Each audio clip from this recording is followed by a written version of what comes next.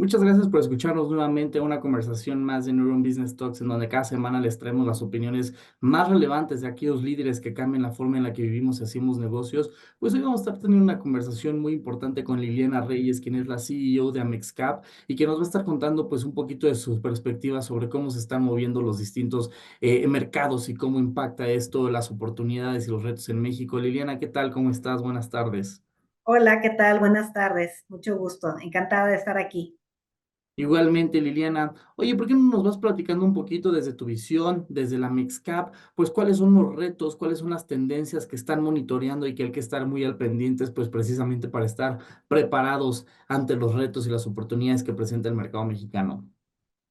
Eh, pues muy interesante la pregunta o digamos las ganas de entender cómo está viendo una industria que es muy importante en el país. Quizás ahí me gustaría empezar. La industria de capital privado en México, pues es básicamente la industria en donde los fondos a través de administradores invierten en empresas y proyectos de todo tipo y de todo tamaño, ¿no?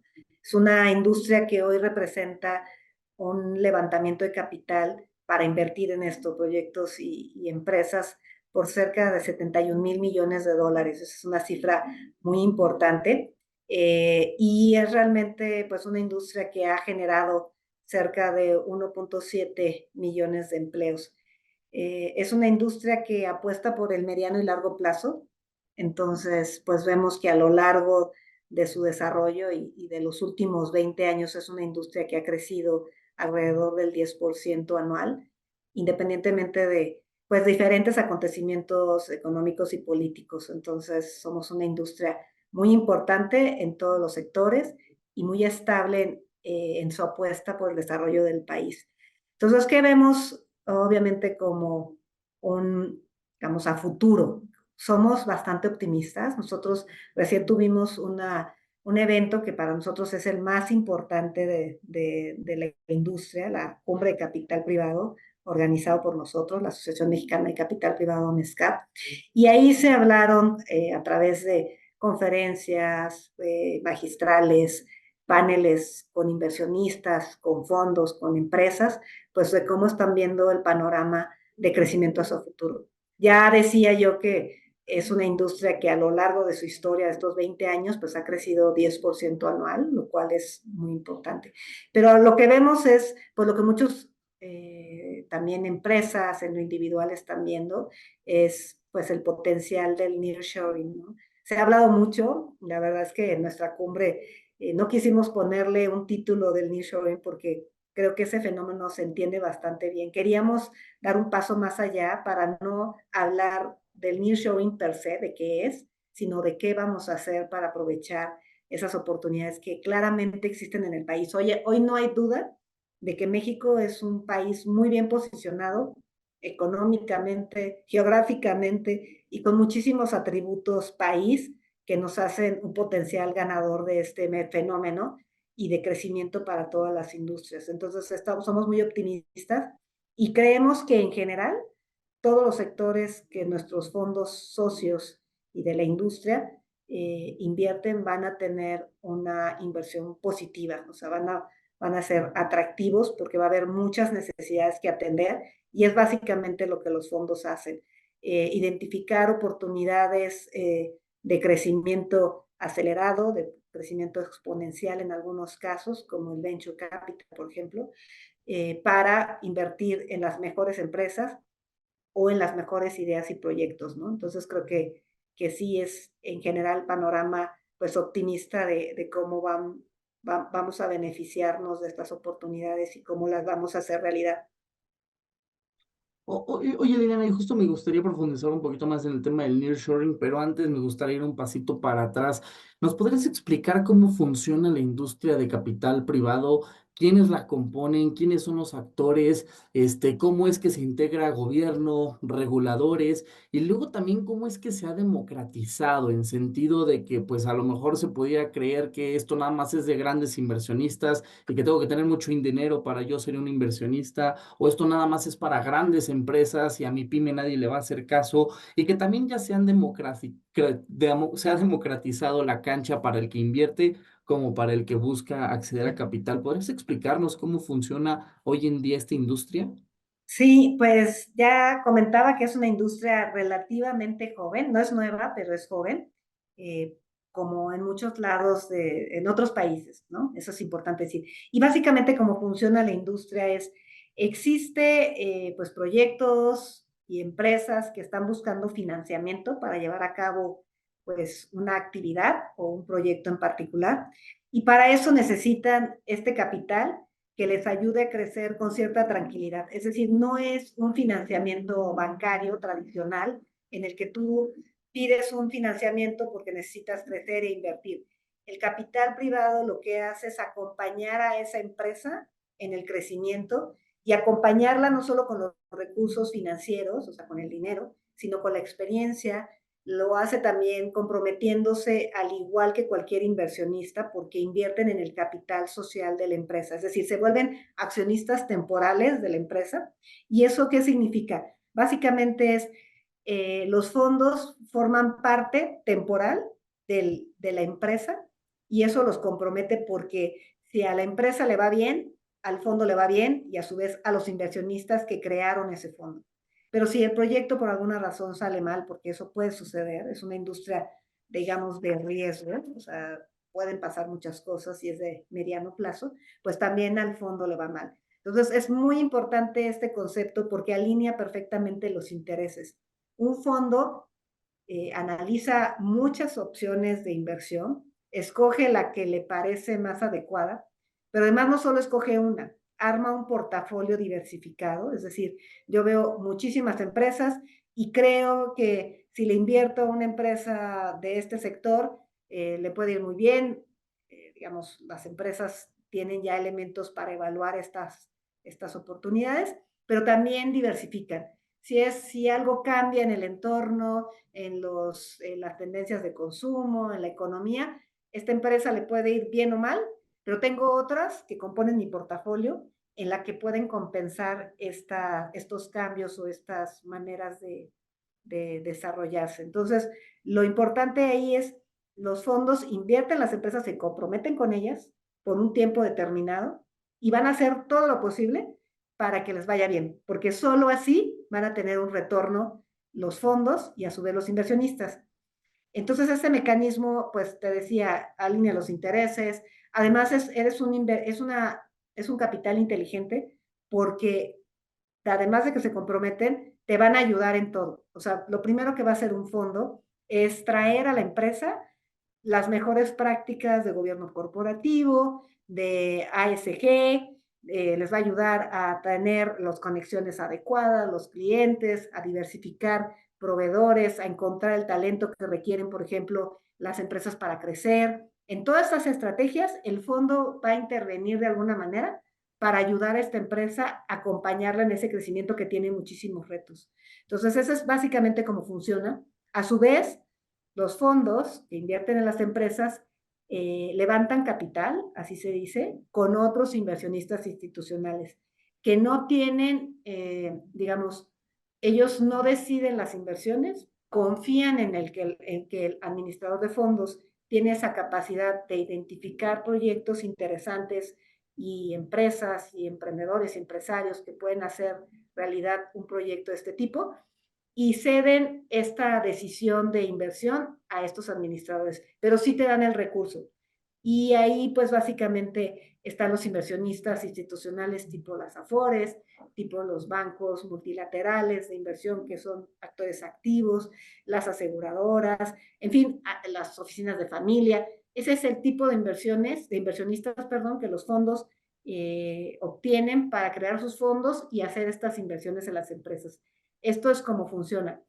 Y realmente a tu pregunta de si esto, ¿qué tanto puedo participar yo? Si soy un empresario, si soy un profesionista financiero, por ejemplo, o cómo puedo entrar a esta industria que suena muy interesante y yo diría como el futuro de la capitalización y del crecimiento de las empresas tendría que estar casi siempre acompañado por un fondo, ¿no? Aunque tú tengas el dinero para hacer crecer tu empresa, siempre te va a convenir tener un fondo por todo esto que te estaba mencionando, ¿no?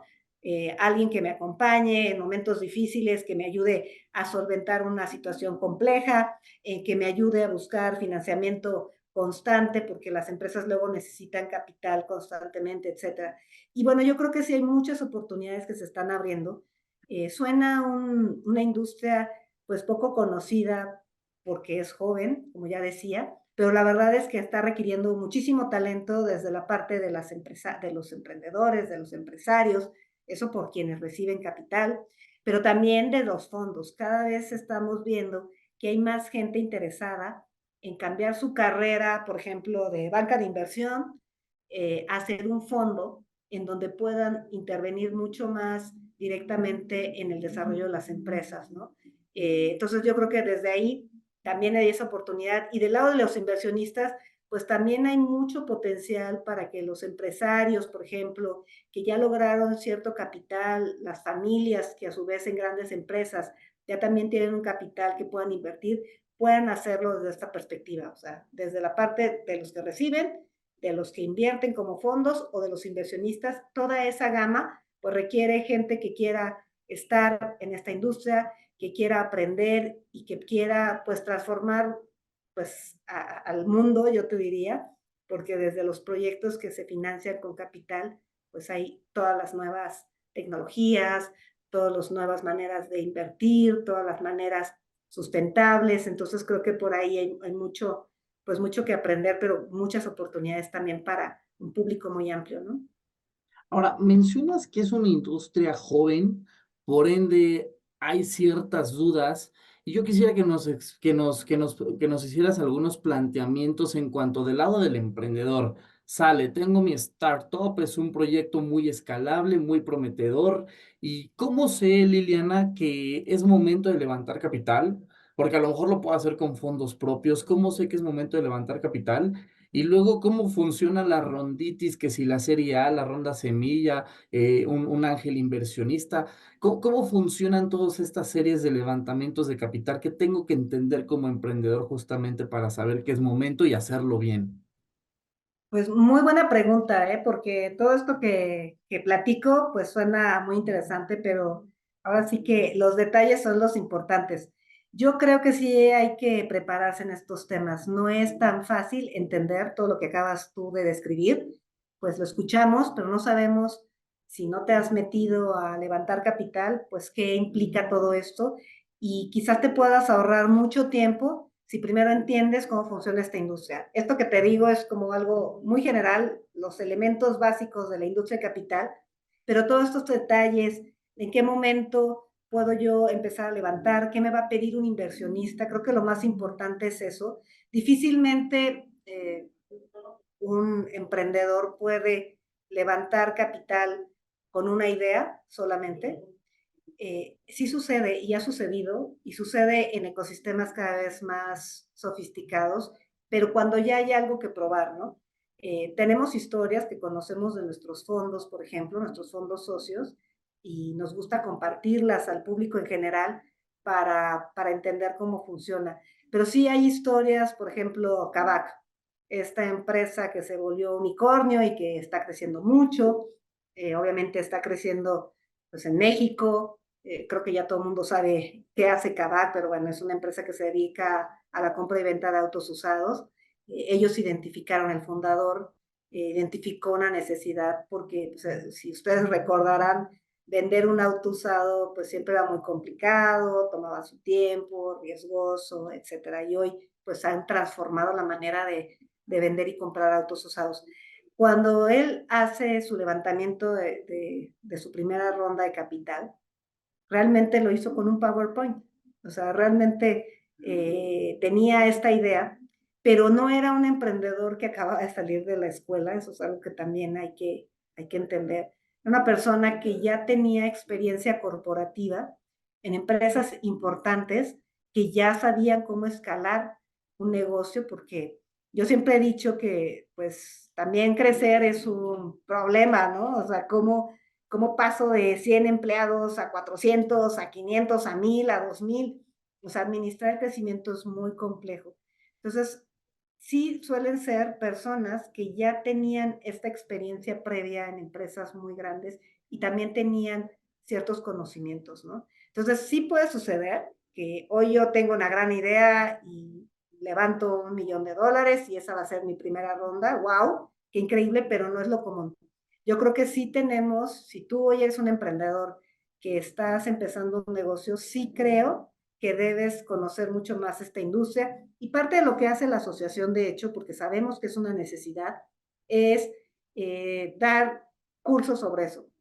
Hoy somos uno de los, quizás, una opción muy buena para conocer cómo funciona la industria y no lo puedes saber en una conversación pues de una hora, ¿no? A lo mejor te tienes que preparar. Y en México nosotros hemos, junto con nuestros socios, con la gente que tiene esta experiencia, hemos diseñado, por ejemplo, un diplomado en el que básicamente pueden tomarlo los tres tipos de personas o de actores que te comentaba que están en esta industria.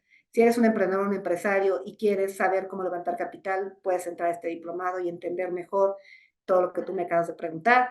Si eres una persona que está empezando a trabajar en un fondo, pero nunca lo has hecho y quieres entender más cómo funciona esta industria, lo puedes tomar. Y si eres un potencial inversionista, por ejemplo, estas áreas de los corporativos que ahora se están creando para hacer inversión a través de sus corporate venture capital, la parte de inversión, también lo puedes tomar. Entonces yo te diría prepararse, porque hay mucho de la experiencia que tendrías que tomar y toma tiempo y quizás lo mejor es acelerar el paso y tomar un diplomado de este tipo, puede ser una manera. La otra es, pues, asistir a eventos que también nosotros hacemos, pero hay otros que también hacen otros actores para conocer estos fondos, intercambiar estas conocimiento y hacer tu propio research. Nosotros, por ejemplo, en la página tenemos a todos nuestros socios y tú puedes saber ahí cuántos fondos de venture son miembros de AMESCAP, a qué se dedican, en qué tipo de inversiones están, cuál es su ticket de inversión. Si tú haces ese trabajo, que tampoco es muy complicado porque no son miles de fondos, o sea, todavía son algo razonable que tú puedes investigar, puedes ver, oye, pues a este fondo, por ejemplo, estábamos hablando de venture, invierte solamente en fintech. Ah, bueno, si yo tengo un proyecto del sector AgTech, de agroindustria, pues no voy a ir con ese fondo. Pero si veo que algunos tienen una tesis de inversión abierta, pues puedo ver, oye, a lo mejor su primer ticket son, no sé, $1,000,000, pero yo hoy no necesito eso, pues yo no me voy a acercar a ese fondo porque todavía no estoy ahí. Entonces, define mucho conocer quiénes son los fondos, qué tickets de inversión tienen y qué te va a pedir un fondo para poder evaluar la posibilidad de invertirte. Eso también nosotros en la MESCAP solemos hacerlo, platicar con empresarios, emprendedores y contarles un poquito de lo que nos han dicho nuestros fondos que necesitan para poderle invertir a una empresa, ¿no? Y, oye, por ejemplo, y en cuanto al porcentaje de en donde el founder le toca ceder precisamente al inversionista, estos porcentajes con los que se suelen invitar a los fondos, ¿cuál es la recomendación en etapa temprana y no y evitar ese escenario en donde, oye, pues ya me diluí, ya tengo muy poquito porcentaje y ya el emprendedor pues ya casi no tiene mucha participación porque a lo mejor hizo mucho levantamiento de capital y se equivocó en estos porcentajes al momento de ceder. Eso, pues, cómo lo corregimos? Y luego también, pues, ¿cuáles son las recomendaciones en ese sentido? Mira, yo creo que algo que ha pasado justamente con la madurez de la industria y también con parte de lo que hacemos como asociación, y no solo el equipo ejecutivo, sino nuestros miembros, que son los fondos, es que han entendido que eso sucedía, ¿no? Sucedía que había un proyecto muy interesante y antes de que pues todos aprendieran cómo funciona esta industria y cuál era la manera más adecuada, qué buenas prácticas pueden tener un fondo para invertirle a un emprendedor y protegerlo también y ayudarlo a seguir creciendo. Yo creo que eso sí sucedía. O sea, yo creo que sí había esos casos.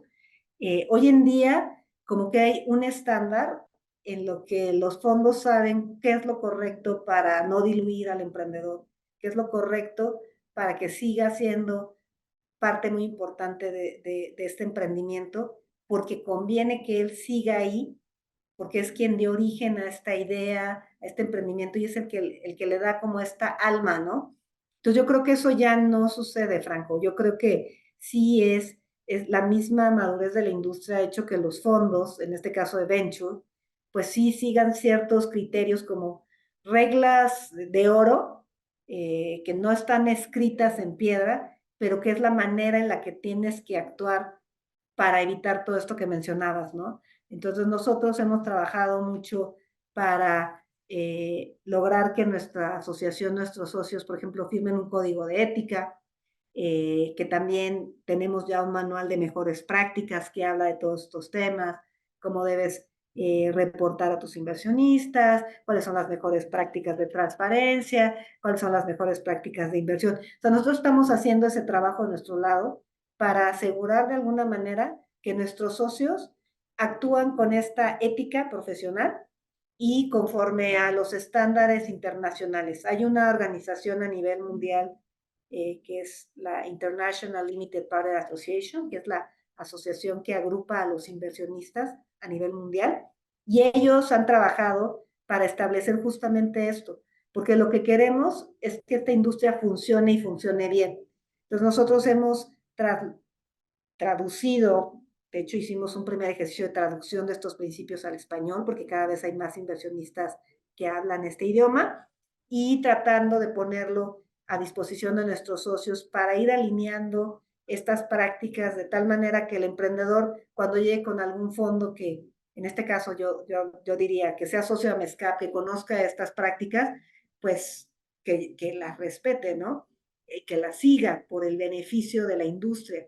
A nadie le conviene que un fondo tenga estas prácticas, diluya a un emprendedor, que la empresa se acabe. Entonces, yo sugeriría que una buena manera para el emprendedor es, yo me acercaría a la asociación, vería quiénes son socios, buscaría quiénes pues son socios activos, y yo tendría ese voto de confianza de si voy con estos fondos, pues son fondos que están alineados a estas mejores prácticas y que difícilmente esto va a suceder, ¿no?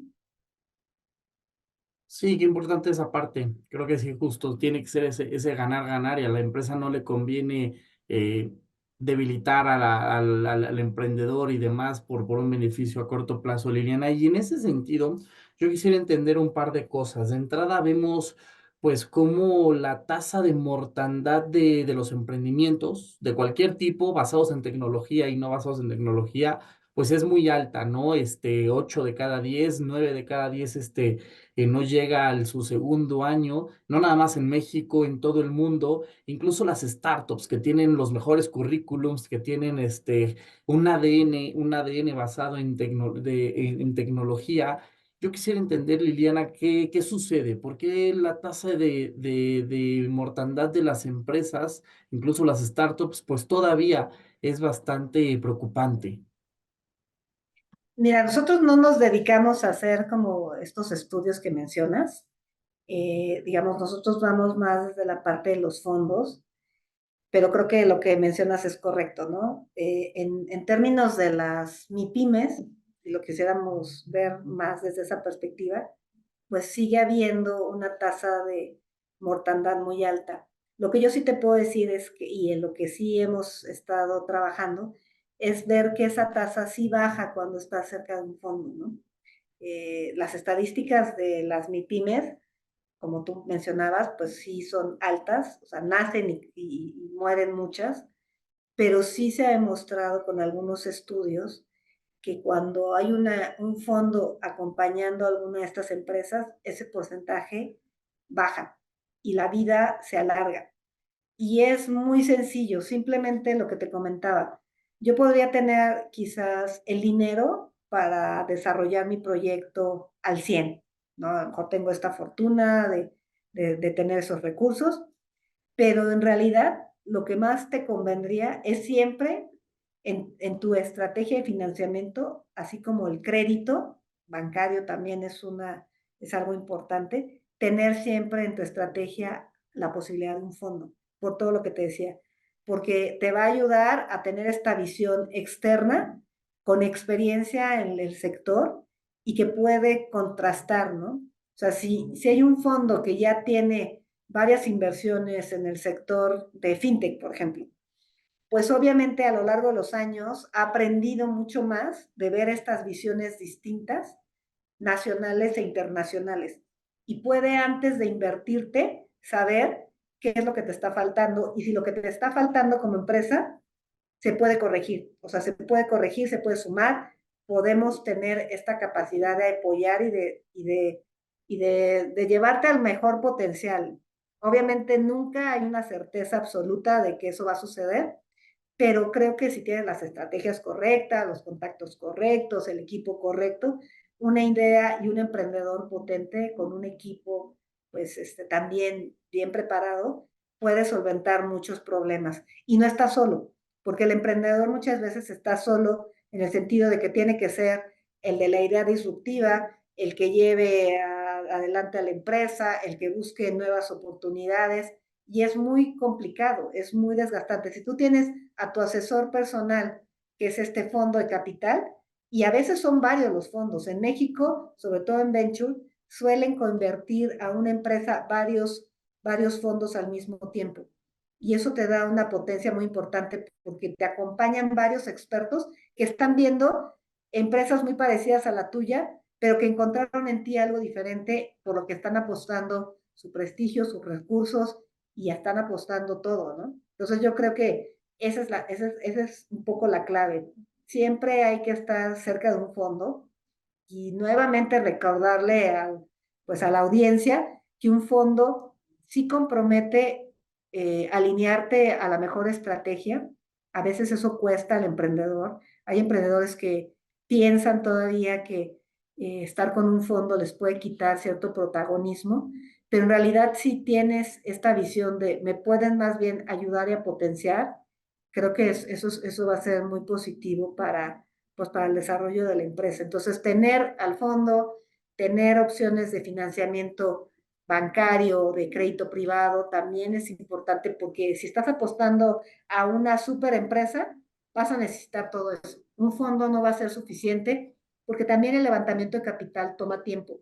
Entonces, pues yo creo que esas son las claves desde mi punto de vista, ¿no? Y qué importante, ¿no? Más allá de lo que viene siendo la capitalización, pues esos valores agregados, mentoría, conocimiento, know-how, networking, qué importante más allá justamente de nada más de voy a recibir recursos, que sí es importante, sino que hay más cosas, Liliana. Oye, y un poquito para ir terminando, bueno. Veíamos cómo en 2020, 2021 había mucho fondeo, había mucho apetito de inversión, unicornios uno tras otro. Luego ya vimos un ajuste en el mercado en donde se cierra un poquito la llave, empieza a ser más importante realmente buscar proyectos rentables, revisar los unit economics de las empresas. ¿Cómo estamos ahorita? ¿Cómo seguimos en un ajuste? ¿Va habiendo más optimismo en el mercado? ¿Cuál es tu lectura? Pues mira, los números, los datos no mienten. A nosotros nos gusta mucho utilizar la información que generamos. También otra cosa importante es que la asociación, te diría yo que es la fuente pues más completa de información de cómo está creciendo la industria en todos los sectores, porque ahorita estamos muy enfocados a venture, pero nosotros tenemos fondos de infraestructura, de bienes raíces, de crédito privado, de capital de crecimiento, pero los datos, digamos, lo que yo tengo ahorita al cierre del 2003, digo 23, perdón, es que sigue habiendo levantamiento de capital. O sea, desde la parte de los fondos, sí sigue habiendo interés de levantar fondos para seguir apoyando empresas. Y por ejemplo, Capital Emprendedor, en 2023 se levantaron 6 nuevos vehículos. A lo mejor, digamos, no es así un número como en otros años, pero sigue creciendo. Este 10% anual que te decía se sigue manifestando. Esto significa que hay alrededor de 150 vehículos o fondos de capital de venture que están activos en el país. Eso es súper importante porque eso significa que sigue habiendo esta confianza de que hay proyectos y emprendedores a los que les tienen que seguir apostando, ¿no? Que les tienen que seguir invirtiendo. Entonces, y nada más para hacer un contraste, hoy hay 150 fondos registrados con nuestra información. En el 2013 había 15 fondos. Entonces, el crecimiento ha sido importante. Nos creemos que sigue habiendo para muchos más fondos, pero ellos que son el termómetro de lo que está pasando en la industria en México, sí están viendo esas oportunidades, ese talento, esta posibilidad de seguir encontrando en nuevos sectores oportunidades de proyectos innovadores basados básicamente en la tecnología. Entonces, yo creo que sí hay un ajuste. 2021 fue un año en el que llegó muchísimo capital, lo que tú mencionabas, nacieron estos unicornios, que sí es muy positivo porque sí demuestra que una empresa con ese potencial puede crecer a esos niveles y no lo teníamos en México. Entonces, tenerlo habla de que en México, creo que México y Brasil son los únicos países que pueden crecer un unicornio sin salir de México o de Brasil. Entonces, es muy importante porque esa capacidad está demostrada. Pero evidentemente, pues todos están aprendiendo, todos están haciendo esos ajustes. Obviamente, el invertir en una empresa no te garantiza que va a haber un retorno o una salida. Ese es el gran reto hacia futuro, lograr que haya cada vez más salidas de estas empresas para que este valor que hoy le están poniendo, pues sí se haga realidad y eso en beneficio pues, de la empresa, de los fondos y de los inversionistas. Pero es un ciclo natural. Yo pienso que desde la perspectiva de oportunidad, el que siga habiendo vehículos nuevos, ya te decía, 6 se crearon el año pasado, seguimos con inversiones en empresas, el Venture Capital es la segunda estrategia o vertical de capital privado que más ha levantado y más ha invertido en número de empresas. Entonces creo que hay mucho potencial para seguir haciéndolo. Y estos ajustes de los que mencionas yo creo que son naturales. Seguramente pasaron en otros lados el tema de las valuaciones, el tema de los inversionistas, pero ya pasaron cosas que nos dan esta solidez o esta tranquilidad de que si hay un buen proyecto con un mercado tan grande como el nuestro, con tantas oportunidades, seguro va a seguir habiendo inversiones y lo que tenemos que enfocarnos quizás es cómo logramos que haya más facilidades para que las empresas salgan, haya salidas, estas salidas que te mencionaba, ya sea a través de la bolsa o a través del mercado secundario. En eso es lo que otros actores como nosotros nos tenemos que enfocar para facilitar que esta industria pueda ser pues más robusta, más profunda, más diversa en beneficio de todos. Excelente, Liliana. Oye, pues yo un poquito para ir terminando, no sé si de tu otro lado nos quieras regalar algunas conclusiones, algún mensaje final. Ya nos platicaste un poquito de cómo terminó 2023. Platícanos qué es lo que esperan para el corto, mediano plazo. Pues mira, en general lo que vemos es este optimismo pues de capitalizar el potencial del nearshoring en nuevas empresas, en nuevos proyectos. Creemos que pues este tema de la tecnología apenas está tocando algunas industrias, entonces sabemos que el fintech, pues muchos de los unicornios están por ahí, pero pues sabemos que hay oportunidades en temas, por ejemplo, de cambio climático, creo que eso es un tema que nos importa a todos como sociedad y como planeta. Entonces, por ahí debe haber mucho interés de los inversionistas por ese tipo de proyectos.